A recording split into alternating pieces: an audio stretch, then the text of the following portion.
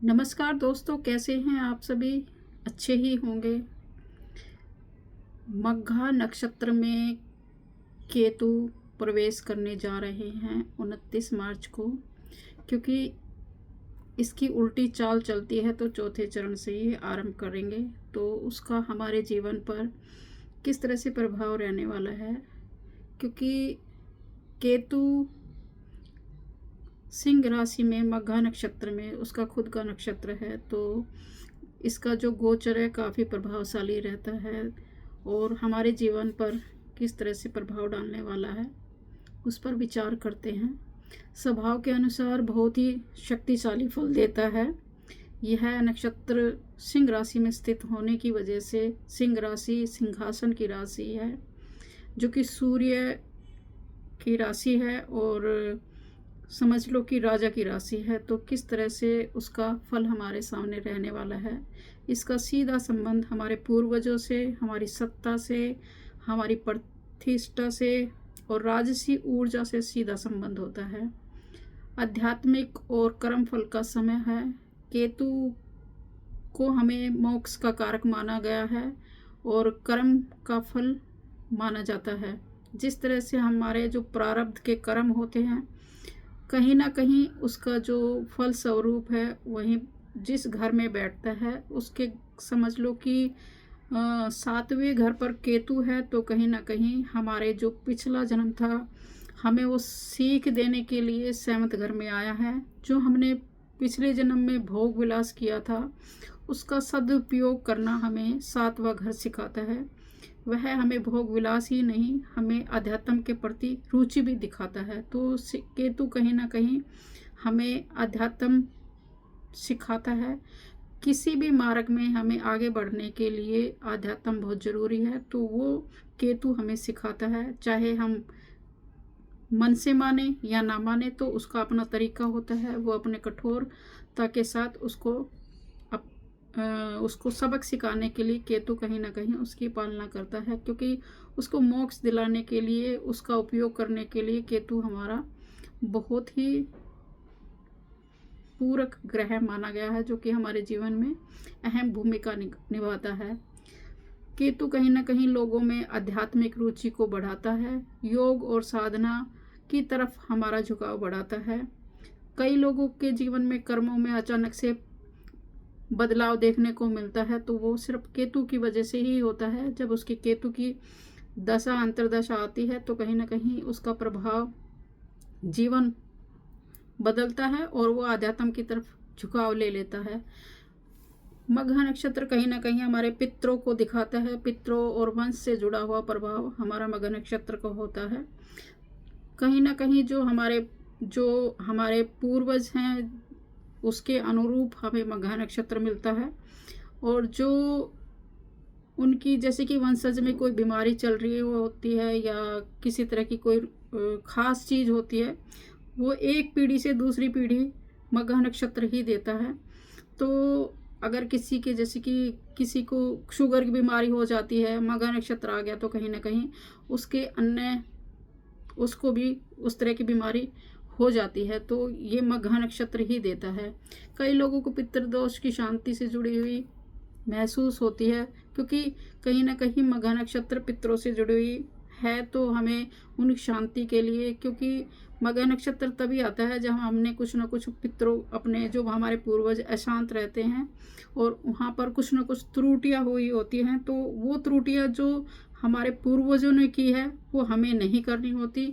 हमें सीख देने के लिए कहीं ना कहीं आगे बढ़ना होता है। कि जैसे कि किसी को खाने की नॉनवेज खाने की बुरी लत है और उसको पूर्वज से मिली है, तो हमें अगर हम इस जन्म में थोड़ा थोड़ा मांसाहारी का कम उपयोग करें तो शायद हमारे जो कर्म हैं वो शुद्धता की तरफ बढ़ेंगे, ना कि हम उसी रूप में आगे बढ़ेंगे। तो शायद हमारा जो कर्म है कहीं ना कहीं दूषित होता रहेगा। क्योंकि जब हम कठोरता से किसी चीज़ की पालना केतु हमें कठोरता से पालन करना सिखाता है, तो हमें उसका उपयोग करना चाहिए। परिवार की जो परंपराएं हैं, जो वंश दर वंश चली आ रही है, तो कहीं ना कहीं केतु हमें वो मघा नक्षत्र वो हमें देता है, क्योंकि दोनों का मिला जुला ही रूप हमारे सामने देखी हुई जुड़ी चीज़ें होती हैं। अहंकार और प्रतिष्ठा की परीक्षा होती है, क्योंकि मघा राजसी नक्षत्र है, जैसे सिंह राशि का, जो कि सूर्य की राशि है, राजा की राशि है, तो कहीं ना कहीं उसका तालमेल बिठाना बहुत ज़रूरी होता है। अगर हम तालमेल नहीं बिठाएंगे तो शायद हमें केतु का फिर वो परिणाम भुगतना पड़ता है, क्योंकि केतु कहीं मोक्ष की तरफ ले जाता है और मघा नक्षत्र हमें राजसी भोग विलास की तरफ ले जाता है। उसमें बैलेंस बनाना बहुत ज़रूरी होता है। अगर बैलेंस नहीं बनाते हैं तो हमें कहीं ना कहीं दुखों का सामना करना पड़ता है। व्यक्ति के अहंकार को तोड़कर केतु कहीं ना कहीं अहंकार को तोड़ता है और विनम्रता हमें सिखाता है। अचानक से पद प्रतिष्ठा में बदलाव भी देता है। लोगों को घमंड और शक्ति का गलत उपयोग ना हो, ये केतु हमें सिखाता है। बार बार परीक्षा लेता है ताकि हमारे अंदर सुधार हो और कहीं ना कहीं हम अच्छे इंसान बने। केतु हमें एक अच्छा इंसान, मानवता के प्रति बैलेंस बनाना और परमात्मा की तरफ हमारा ध्यान बढ़ाता है। राजनीतिक नेतृत्व की तरफ भी बढ़ाता है। मघा नक्षत्र होने की वजह से अचानक से जो लोग, अगर मघा नक्षत्र आता है तो अचानक से राजनीतिक में वाद विवाद उत्पन्न होते हैं, क्योंकि दोनों एक दूसरे के अलग अलग रूप हैं। तो मघा नक्षत्र जो सिंह राशि का है वो कहीं ना कहीं राशि है और केतु मोक्ष की तरफ ले जाता है, तो कहीं ना कहीं विवाद हो सकते हैं। तो इस तरह से बैलेंस बनाना बहुत ज़रूरी होता है। कुछ बड़े नेताओं की प्रतिष्ठा पे सवाल उठ सकता है जब केतु मघा नक्षत्र में आएगा, तो कहीं ना कहीं, क्योंकि केतु सिखाता है कौन हो तुम, और मघा नक्षत्र है कहीं ना कहीं जो राजा है उसको क्वेश्चन पूछ रहा है कि आप कौन हो, आप किस पद के लिए हो और आपने क्या करना है। क्योंकि सेवा करने के लिए आप बने हो तो सेवा करोगे। अगर सेवा नहीं की है तो केतु इस समय पर हमें उस चीज़ का परिणाम दे सकता है। उसके जो भोग विलास अगर किसी राजा ने किया है, किसी राजा ने अपनी सत्ता का दुरुपयोग किया है, तो इस समय पर उसको उस चीज़ का फल भुगतने के लिए तैयार रहना चाहिए, क्योंकि केतु और मघा नक्षत्र इस तरह का हमें परिणाम दिखाते हैं। अचानक से सत्ता परिवर्तन भी हो सकता है, क्योंकि इसका जो रिजल्ट है वो अप्रैल के महीने में हमें दिखाई देगा। तो अप्रैल में कुछ सत्ता परिवर्तन भी हो सकता है। किसी राज्य की सत्ता परिवर्तन का पूरा योग बना हुआ है। तबादले होने के पूरे योग बने हुए हैं। जो सरकारी कर्मचारी होते हैं जो उच्च पदों पर बैठे हुए हैं, क्योंकि जो सिंह राशि है वो उच्च पदों के लिए है, और अगर उस पद पर कोई विराजमान है तो उनका एक राज्य से दूसरे राज्य में तबादला हो सकता है। तो इस तरह से परिवर्तन दिखाता है, अचानक से घटनाएं दिखाता है, क्योंकि केतु कहीं ना कहीं बदलाव के लिए लेने वाला ग्रह है, बदलाव लेकर आता है जीवन में। अप्रत्याशित घटनाएं हमारे सामने देखने को मिल सकती है, क्योंकि दबी हुई घटनाएं कोई भी हमारे सामने ऐसे प्रत्यक्ष रूप से आ सकती है, क्योंकि केतु कहीं ना कहीं पूर्व जन्म से संबंधित रखता है या कुछ दबी हुई चीज़ है उसके बारे में विचार करता है केतु। जो पुरानी व्यवस्था में बदलाव लाने के लिए केतु है, तो कहीं ना कहीं हमारी जो पुरानी रूढ़िवादी कोई चीज़ चल रही है उसको बदलने के लिए केतु मघा नक्षत्र में इस तरह से हमारे सामने समक्ष लेकर आएगा।